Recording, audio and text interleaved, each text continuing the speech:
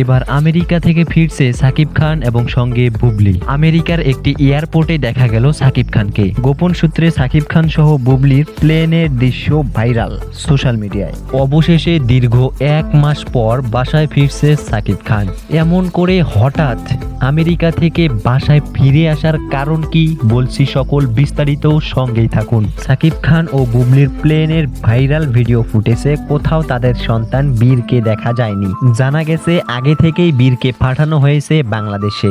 এছাড়াও সাকিব খানের পরবর্তী সিনেমার শুটিং এর কার্যক্রম শুরু হবে বলে সাকিব খান ফিরছে বাংলাদেশে। সামনে রোজার ঈদকে কেন্দ্র করে কয়েকটি মুভির প্রজেক্টে হাত দিয়েছেন তিনি। গোপন সূত্রে জানা গেছে সাকিব খান দেশে ফিরলেই পরবর্তী সিনেমা প্রিন্সের শুটিং এর কার্যক্রম শুরু করবেন মুভির পরিচালক। সাকিব খান বুবলি দেশে ফিরায় আপনি কতটা খুশি তা জানাতে পারেন আমাদের ভিডিওর কমেন্ট বক্সে। অবশ্যই একজন সাকিব ভক্ত হলে চ্যানেলটি সাবস্ক্রাইব করে দিবেন।